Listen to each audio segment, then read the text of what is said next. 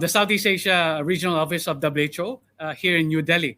It's a privilege and a pleasure to be here with distinguished panelists. I have four. I will introduce Dr. Bardhan Rana, who currently is the WHO representative to Bangladesh. Good afternoon, sir. Then I'd like to also introduce Dr. Iftikhar Mahmood, the founder and president of Hope Foundation. Good afternoon to you, sir. Dr. Ellen Maina from UNHCR, Senior Public Health Officer. Good afternoon to you, Ellen. And Dr. Charles Eric Halder from IOM. Good afternoon to you as well. So I would like to start by probably giving an introduction. The session today is about the impact of COVID-19 on humanitarian settings, disaster risk reduction, and health system strengthening to address coping, capacities, protection floors, and other vulnerabilities. With the time constraint of 45 minutes we have, there's a lot of us here with a lot of discussion. So I will probably frame it and start with a presentation from Dr. Bardhan Rana, the WHO representative to Bangladesh, and then I'll hand it over to the three panelists on three different sections where I will invite them to share their experiences based on the sections there. So I'll start by handing it over to Dr. Bardhan. Over to you, sir. Thank you very much, Edwin, and good afternoon, good morning, good evening, colleagues, and greetings from Bangladesh. I have not too many, about 10 slides to bring you up and update you on what's happening and how we are coping with the Rohingya refugee crisis in Cox's Bazar and how we have been handling COVID-19 in that humanitarian setting. So if we can go to the slides, I will quickly move to that way. Angelica, if the slides. Yeah. All right, good. Can we go to the slide one, please? Right, so starting in August 2017, Cox's Bazar saw the largest refugee settlement in the world, actually, and the total Rohingya population that finally came was almost 1,918,000 up. This now is the fifth year of those that have come, so it's now become a protected humanitarian crisis. It's a disaster-prone and a climate-vulnerable country, as well as the coastline where the Cox's Bazar is. So we have always been getting either a cyclone, a hurricane, floods. So this is a very disaster-prone country. There are right now 33 camps. It's a high population density. All the 33 camps are within a defined area that as much as the government could provide. So it definitely is densely populated. The risk of outbreaks of communicable disease is always there, as we know from the public health aspect, and communicable disease. Already there has the outbreaks of diphtheria, measles, cholera, varicella zoster, and dengue has already taken place. Let's go to the next slide, please.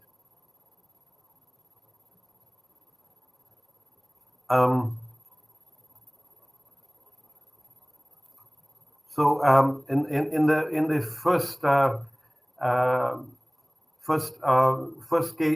case was that came to Bangladesh was on 8th of March, and I think that was in the camp. It came about a month later on in May.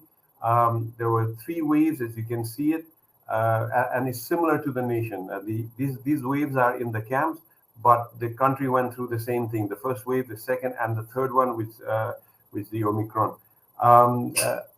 Cumulatively, about over 5,800 confirmed cases of COVID till date has been reported from the camps, and vaccine is given to all over 18, and this was a national policy by the government, and they have provided the vaccine. Either it was from COVAX or through bilateral. and 73% of over 18 population have received 2 doses of the COVID-19 vaccine. Um, the fatality rate so far remains under 0.7. Next slide, please. So soon as the country realized, so now we're just talking about the responses that was done during this when the COVID struck. So soon as the country realized the threat and realizing that the situation in the camp, which is like overcrowding, suboptimal hygiene and sanitation, um, uh, you know, Bangladesh, along with the support of WHO, swiftly initiated surveillance to assist in minimizing the transmission and mortality and morbidity through early detection and response. In this regards, a COVID-19 strategic preparedness and response plan was developed and implemented, integrated the COVID-19 into the ARI syndromic surveillance protocol, initiated with the one PCR machine and 26 Sentinel sample collecting site. Um, these things were done as soon as we had these cases coming in. There was a 34 rapid investigation and response team constituted, and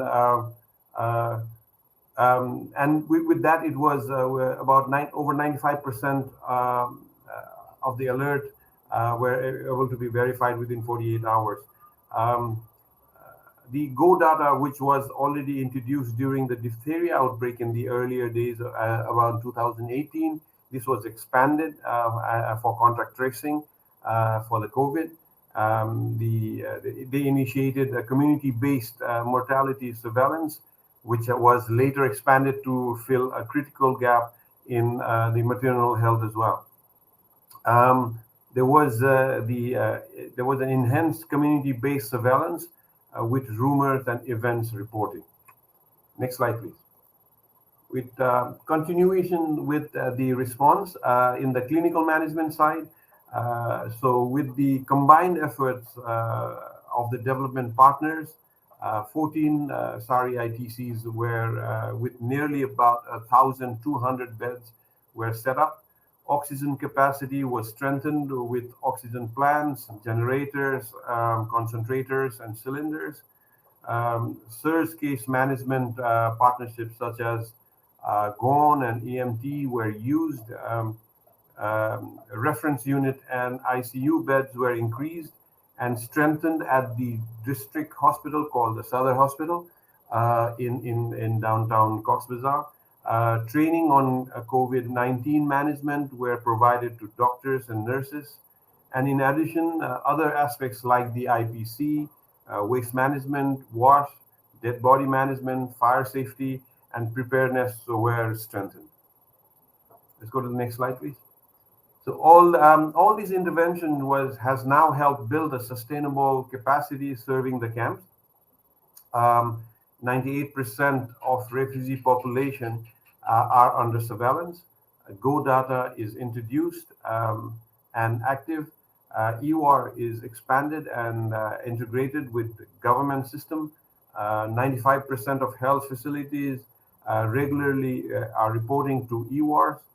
45 Sentinel sites are established and active. Under the testing, the lab in the Cox's Bazar now operates 3 PCR machines with a catchment of over 5 million population, which includes both the refugees within the camp and the host community, and sometimes even to the other districts that do not have the lab.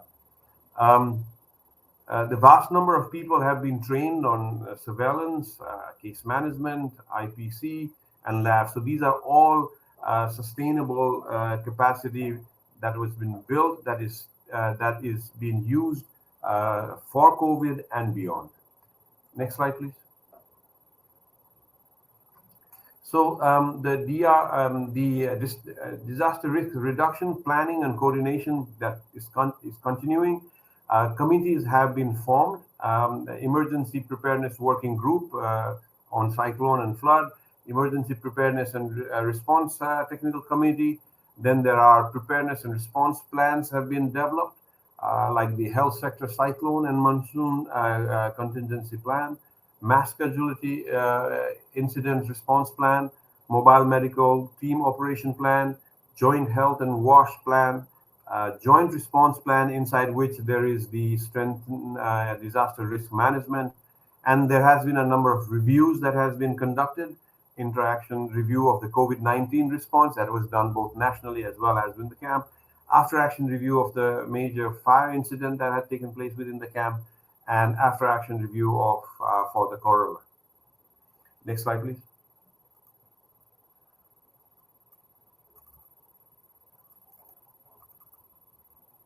Um, the DRR capacity building continues with trainings on disaster response, mass casualty incident management, basic first aid, basic emergency care, trauma management, fire safety, emergency response, burn management, and there are exercises that have been conducted on cyclone response, on emergency health response, on health sector response to mass casualty.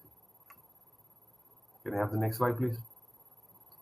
So the key COVID-19 response structures that were established with setting up of a rapid investigations and response team in all 33 camps. This was coupled with robust EWARS and Go data system that formed a strong surveillance structure, which has been able to effectively respond to alerts and confirm cases of other outbreaks, including varicella in January 2021, cholera, as you see, in June 2021, diphtheria resurgence in September 2021, and dengue in October 2021. Let's have the next slide, please. So to ensure that the essential health services such as the non-communicable disease are provided and maintained during this outbreak, WHO package for essential non-communicable disease was adopted and implemented. Clinicians and nurses were trained on national protocols for management of NCDs. Managers, facilities in charge were oriented and implemented on implementation of national NCD protocols. Community health workers were trained on NCDs promotion. Equipments for screening and diagnosing were supported, including medicines for NCDs. Supportive supervisions and monitoring was done. And lots of IEC materials like the flip charts in local language were made and distributed, along with animated documentaries and videos. Next slide, please. So just to let you know, the non-communicable disease consultation with all these services being provided increased in their interventions. So if you can look at 2018, we had moved quite a lot from 52,000 to over 380,000 from 2018 to 2021. So this has really taken root, and it has continued that. Let's have the final slide, please. So and finally, the lesson learned and best practices that helped in managing to keep low morbidity and mortality in such a densely populated cohort, living in an overcrowded condition with suboptimal hygiene and sanitation, and where home isolation was not easily possible. So these were some of the things that was good practices, like for COVID-19 preparedness response strategic plan set the foundation, which is still continuing and keeps the foundation strong. Timely and strong surveillance system guided the response right from the beginning. Strengthening of the local lab and its capacity provided a critical support needed. The Cox's Bazar did not have, it had a lab in their district hospital, but did not have a public health lab, which was created through the help of WHO within the Medical College of Cox's Bazar. Like I mentioned earlier, it has moved from 1 to 3 PCRs, and that is now able to handle not only the Rohingya people, but the host community and neighboring districts. Engaging the community and at early stage created an ownership and trust that still persists. The SARI ITCs strengthened the camp's capacity and self-reliance. Some of the SARI ITC, which has been visited by donors and partners coming from outside, have been very, very impressive. They have managed to, in fact, they were catering not only for the Rohingya population, but people from the host community, because it was so efficient and good, and still continues to be so. Vaccination started with older age group like the national policy and the frontline health workers, keeping the vulnerable population safe right from the beginning. Training on case management and IPC build the capacity that is sustainable and still going on, not only for some of these SARI ITC, but also for the Southern Hospital and other private hospitals around Cox's Bazar. SARI beds are now used to manage other infectious diseases. So it's not only, it's been already set up, and it's expanding its services. Established routine EPI structure, and not only help with the COVID vaccination, but with other immunization campaigns that took place in the camp, like the OCV. I think that's all I'd like to end here. But yes, if there are any comments and questions, I'd be more than happy to take. Thank you. Over to you, Edwin. Thank you so much, Dr. Bardan, for capturing such good work from all the different partners who are represented, some of the partners being represented here, Hope Foundation, IOM, and UNHCR. So as we can see, dear audience, that there's really a lot of lessons and practices that we have been able to take away in such a complex situation. And we were able to work together and supplement the strengths that we had, and really do our best to provide the best health to the population. And so with that, I'd like to move on to the next one. So with such so much lessons that we have learned together, I'd like to invite the speakers one by one to comment on one of the sections respectively. So I would like to invite Dr. Iftikhar from Hope Foundation to comment that with such a densely populated situation and challenging environment that Dr. Bardan have said, we were able to avoid large outbreaks and health emergencies by and large together. So could you share some of the lessons that you've learned and the best practices that you've identified that may be taken up in similar settings in other emergencies? Over to you, sir. Thank you, Dr. Salvador, and I'm very happy to join this esteemed panelist.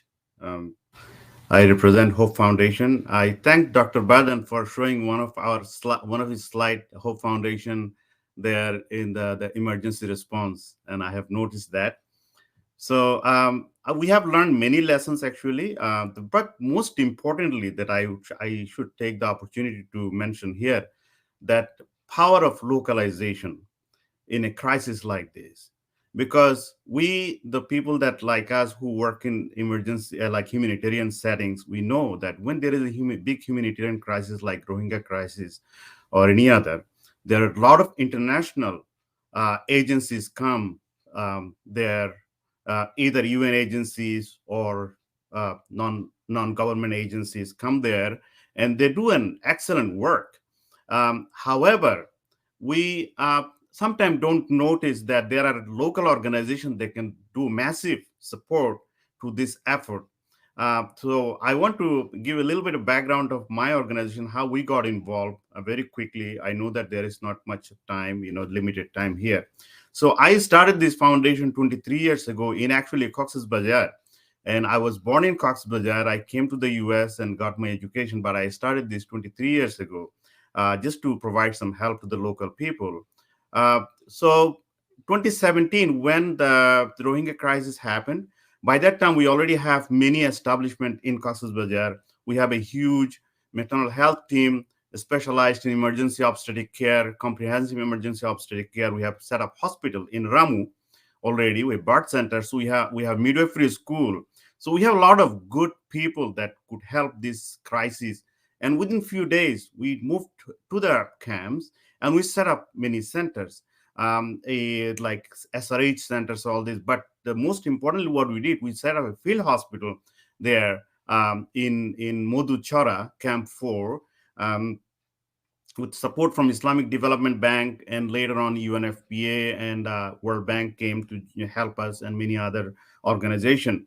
And we have right now we have the 100-bed facility that provide the emergency obstetric care. Only one inside the camp provide 24/7 emergency obstetric care. And I know that some of our colleagues are here that they refer patients to us. So when the COVID-19 came to the camp, like in March, I think 8th or 9th March, that before that we started preparing for what can happen for this camp, because all the studies, especially one study that I saw from Hopkins that shows that there may be thousands of casualties every day because of the density of the population. So we are very scared, and we did our best. Again, our partners, some of the partners came forward to help us, like Islamic Development Bank, World Bank, UNFPA, and many thanks to the WHO for technical support and supervision that provided medication and all this. We set up a COVID hospital within like 2 months next to our maternity hospital, which is that also received help from World Health Organization. In addition to that, we set up 250-bed hospitals in the host community, because we don't forget the host community where we are supporting the refugee population. We want to also support the host community. In that COVID facility that we have, we make sure that we take care of our pregnant women. So we have done, in 2 years, we have done 39 C-section from that COVID positive patients. I'm talking about COVID positive patient. And we have done about 20 normal delivery for COVID positive patient. And that kind of care is not available in other facilities. However, that we have taken care of about 26,000 patients positive and suspected. We have admitted about 2,600 patients and only one death in 2 years. So that is remarkable success, I would say. And I want to thank all the partners there that supporting us. What helped us is that we use the local people. When the COVID happened, you know that because of the either international regulations or the country regulation, many of the international had to leave the country. So we are there, and our work. Apologies, Dr. Iftikhar. One more minute, because like to also give the floor to Dr. Ellen and Dr. Charles to share Yes, their experience. Over to you. yes. I'll finish in 1 minute. So when everybody, like a lot of international expert left, so burden came to us pretty much like doubled and tripled. Like last year, we had about 2,000 deliveries in our hospital. Out of that, over 1,000 was emergency C-section referred from different clinics. So this is what I want to say, that I would like the international agencies here, our partners here. So there are other organizations like Hope Foundation there in Cox's Bazar and other settings that we should probably pay, engage them as much as possible. And I want to thank all of you for giving me the opportunity. I had many other things I wanted to say, but due to shortage of time, we couldn't. But we want to also not only want the chance to get involved in this crisis, but we want the funding support also, because the funding support, big donors always come to the UN agencies or other big agencies. So, but we are there. We want to provide the service. We need the support. Thank you so much. Thank you so much, Dr. Iftikhar, and thank you for your indulgence on that. I think the message is very clear. It's really to enhance the power of local capacity and local knowledge and local context. Thank you so much for that. So I would like to turn over the next question to our colleague, Dr. Charles. from IOM. Of course, we know that since the crisis started, unfortunately, in the 25th of August 2017, where the massive influx of refugees came in, that was an acute crisis. But 4 years down the line, now we're looking at a protracted humanitarian emergency. So, from your perspective, what has been the lessons learned shifting the COVID-19 surveillance into a longer term surveillance that can impact not just COVID-19, but for other future emergencies, and how lessons can be also adapted to similar emergencies in other settings? Over to you, Dr. Charles. Thank you very much, Edwin. So for the COVID-19 response, there are some major components in the surveillance system. So RIRT, I will say Rapid Investigation and Response Team, that was one of the major component of the surveillance system, and that had the role of case detection, contact tracing, and referral of these cases and the contacts to the ITCs, I mean the isolation and treatment centers and the quarantine facilities, and the counseling, and do the counseling to the contacts, cases, and the family members. And it was kind of a joint collaboration of the health actors and the camp management actors, as well as the local community-based volunteers.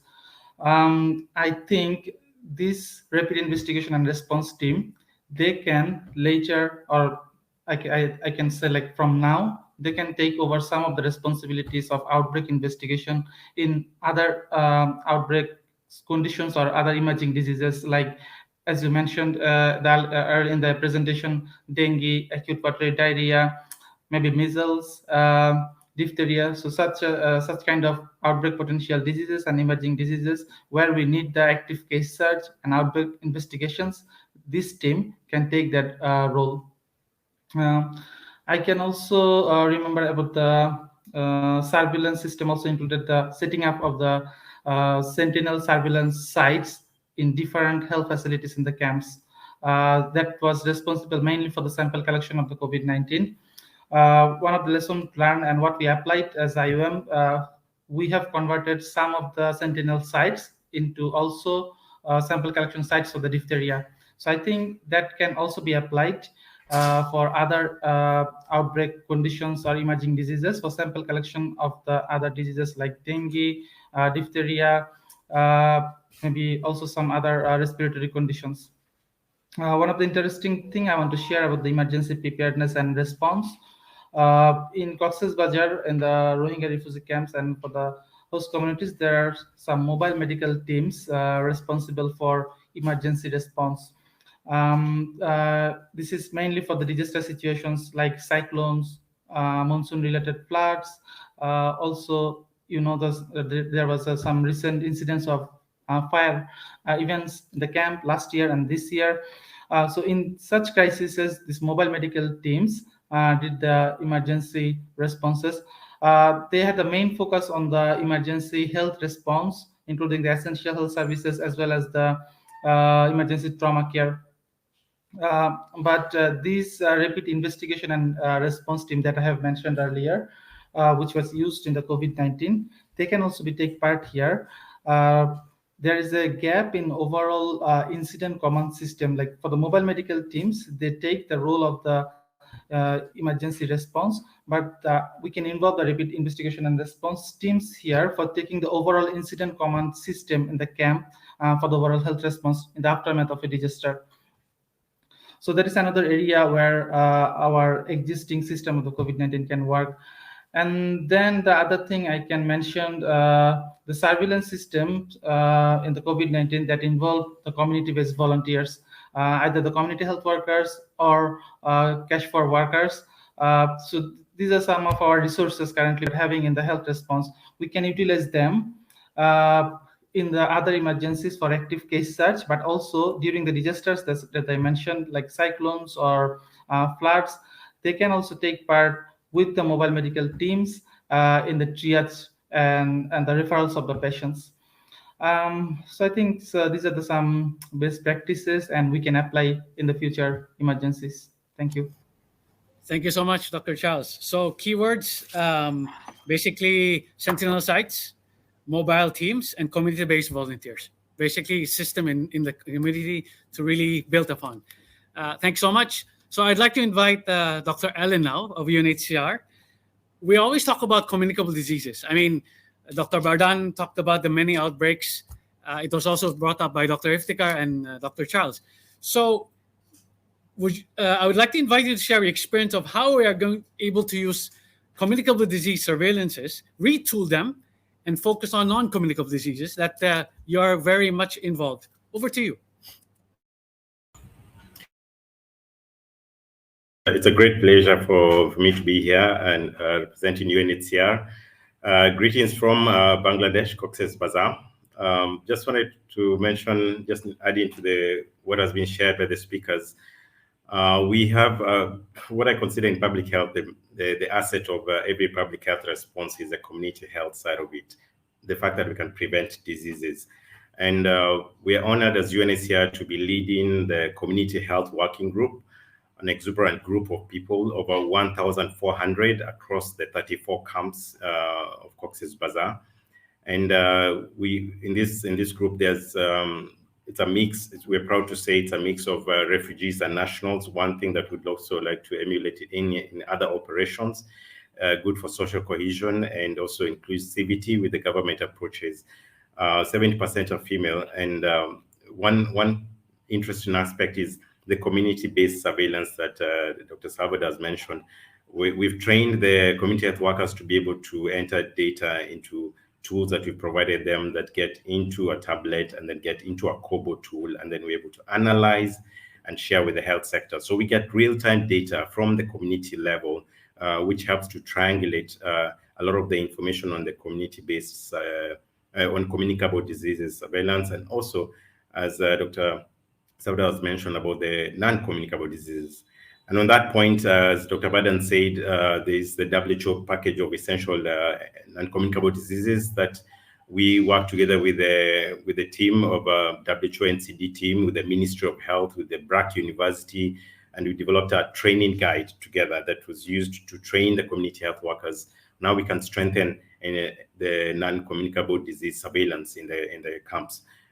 In addition to this, as mentioned earlier, there were also flip charts that were developed with a lot of emphasis on the pictorial messages more than the literal written messages in cognition of the literacy skills.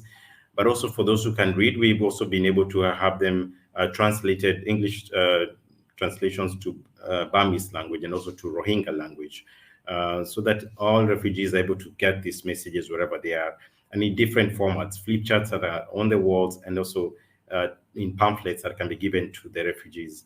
A lot of trainings went into this to get the community health workers to understand NCDs and what to follow up on. And on that, I'd like to emphasize the focus areas for us, 4 of them, and that is one is on the improving the NCD knowledge and by delivering targeted, culturally sensitive health education to the CHWs to be able to pass on to the refugees, particularly related to prevention of high blood pressure, diabetes, asthma, epilepsy, and others.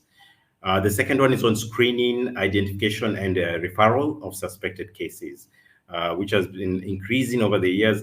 And I'm happy to say that during the COVID pandemic as well, we're able to ensure continuity of essential services. And that meant that the CHWs, even during the lockdown, were able to go house to house and continue to pass this message and refer patients to be able to continue their treatment, especially those who are on non-NCD conditions.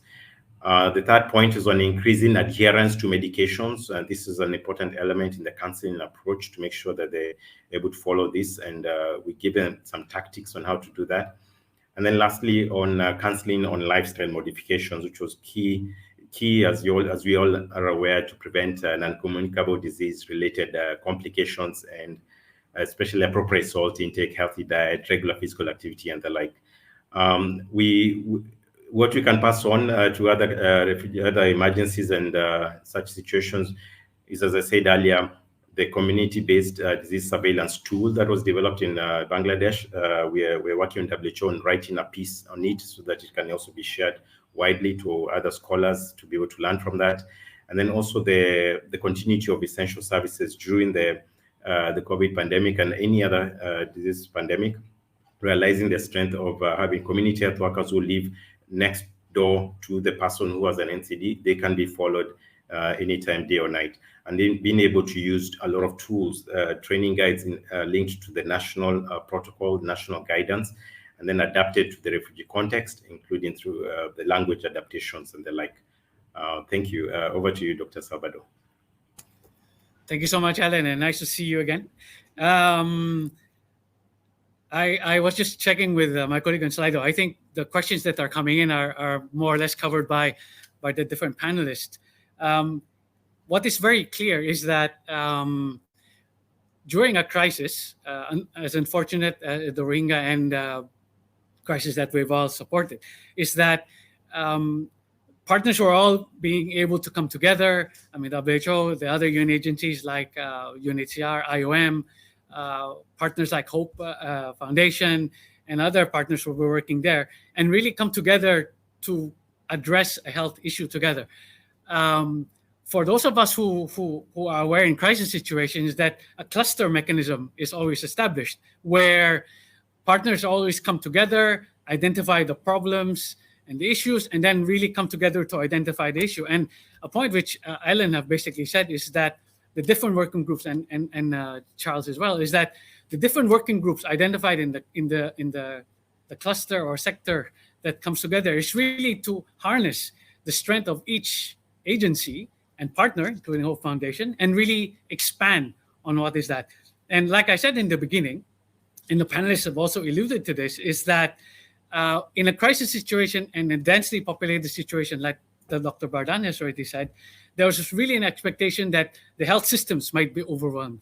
However, 4 years down the line, despite outbreaks of diphtheria, even the stress of COVID-19, partners really working together has been able to build upon the lessons learned, strengthen the existing system, both national and local capacity, and really make it stronger and move forward.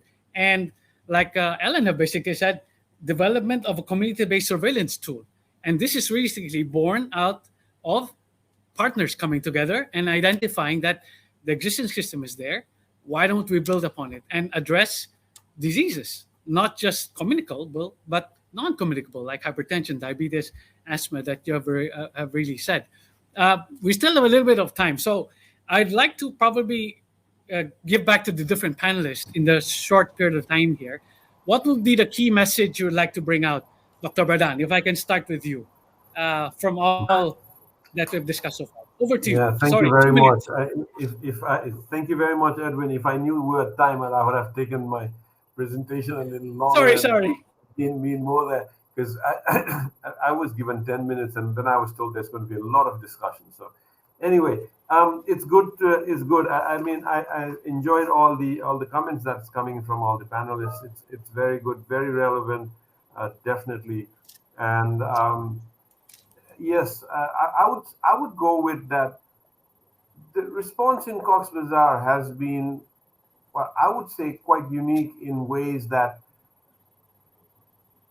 although there are many players, there are like in the beginning, we were almost 200 partners on the health coordination, the team.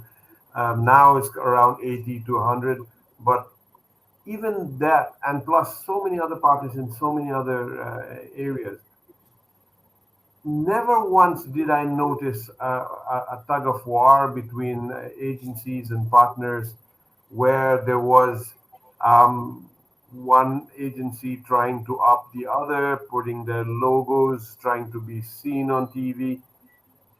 Probably because there was so much work that I think anybody wanting to do anything was more than welcome and happy to be part of it. And I think that's a result that has come out very well.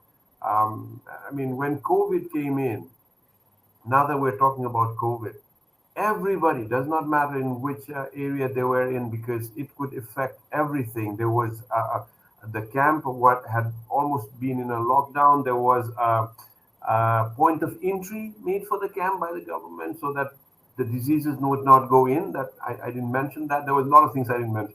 but there was one thing, that every area where people had to enter the camp, and even as far as local people coming into Cox's Bazar had to be in quarantine because Cox's Bazar itself was trying to be. So they did try to keep all that. Everybody supported in every way, and I think that really helped.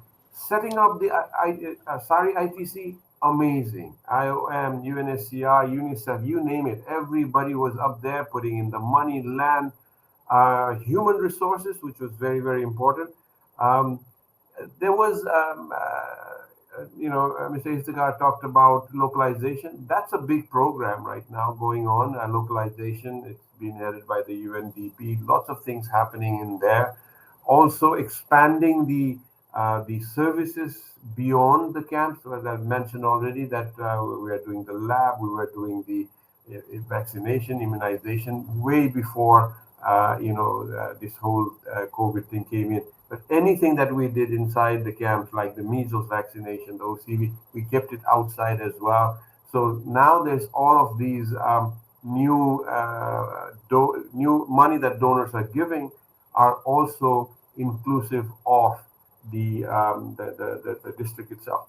So there has been an amazing cooperation and coordination. I would there still has not been enough inside the camp localization, which we would prefer, but it's on the fifth year now. People are talking about it. There is already food for work, but there are lots of trainings inside to build their capacity. UNICEF is very happy with the education that is now being allowed, that was not in the beginning. So lots of things. There is a lot of improvement going on, but yes, at the end of the day, it is also has got a political undertone. We all know about that. Everybody, including the government of Bangladesh, is looking forward that these people get to repatriate back home. Thank you. Thank you so much, Dr. Vadan. I was just reminded we have 3 minutes. So 3 panelists, 1 minute each. Dr. Iftikhar, over to you for 1 minute wrap up. Sorry, over to you. For giving me the chance again.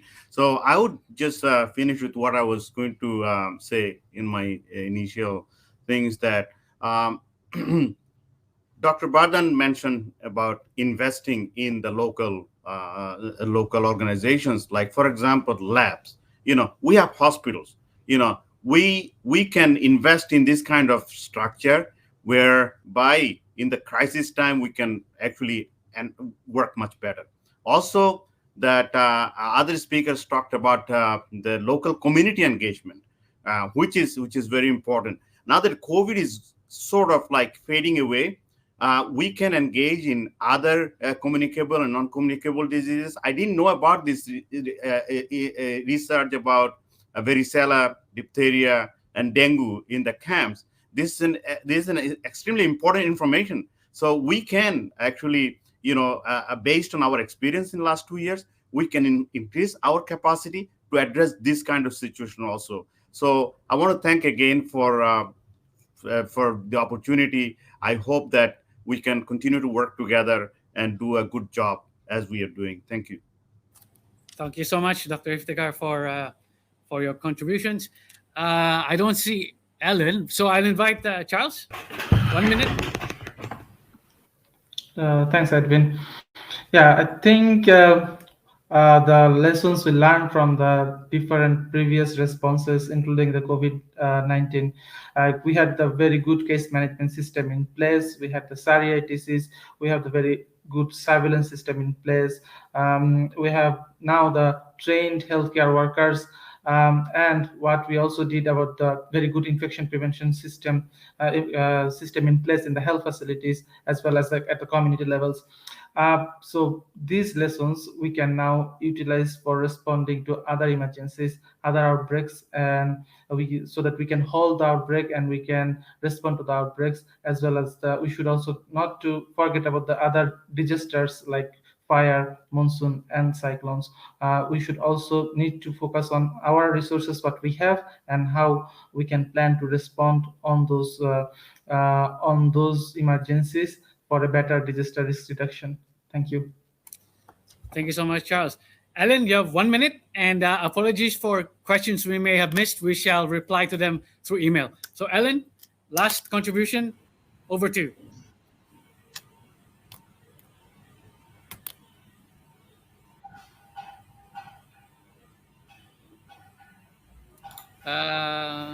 Sorry, volume? We don't hear. Yeah, okay, over to you.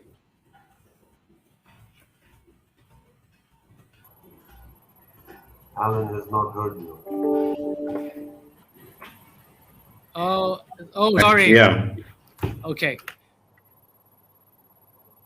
Sorry, Alan. Okay, technical problems. So I would like to take this opportunity then to Sorry, Dr. thank all the Salvador, can you hear me now? My network is a bit slow. Sorry to interrupt you. Okay. Go Yeah. ahead. So basically, just 1 minute. I know, and again, apologies for that on my side. The network just dropped. But basically, the key message I would say is the strength of the community health team. And as you all know, it sounds like a cliche, but we've seen the resilience of the refugees, and this is, we talk about the vulnerabilities, we talk about the challenges they go through, but we forget to emphasize on the resilience the refugees have, and the surrounding communities. The people themselves are able to help determine their health status and where they would like to be in the next future. They care about their children. We need to make sure that we see the people we serve, the beneficiaries, as a strength of our programs. And so if we invest in them, their education, their skills, livelihood opportunities, and also be able to educate them on how to improve their health situation, they do make a difference. They want to be part of the change. And we've seen this through the community health workers influencing change among their fellow refugees. And this is an asset that we need to take on going forward. Thank you very much. Thank you so much, Alan. And I think well said. So I'd like to thank all the panelists really for sharing your experiences. I'd like to thank the EU for your continued support for the crisis in Cox's Bazar. It's going to be there for an extended period of time. We really work together to continue to provide the best support. But as long as the needs will be there, we look forward to the EU support that has been so generous so far. Just probably to say thank you to all the partners. I mean, I work for WHO, but being there myself, I really would like to express what Dr. Bardanov said, that respect and that camaraderie and collegiality between all the agencies working in a very difficult environment has really been one of the strength there, and harnessing on the resilience of the people that Alan you mentioned, and really just to take it to another level of what they have, what they really know, and really build it and adapt to what we can share with them, and then work together to bring the best health to the population there. This will not be the last discussion. I am certain. Maybe in other fora this will be taken forward. But I'd like to thank the panelists really for sharing the experiences that you all have had from the different individual agencies, and really taking that forward to the next emergency, and hopefully we'll continue to pick up lessons from this unique situation and be able to continue to bring the best health to the population. So with that, I'd like to thank all of you. I'd like to thank the audience for your patience and for all the questions that were coming in. And apologies, we were not able to address all of them. And we look forward to the coming sessions. The third day is tomorrow, and the sessions that are ahead for today. And hopefully we'll have another opportunity to discuss again. So with all that, please stay safe, all of you. And I look forward to seeing you in the next session. Thank you so much. Stay safe. Bye-bye. Thank you, Edwin. Bye-bye. Thank you. Bye-bye. Thank you.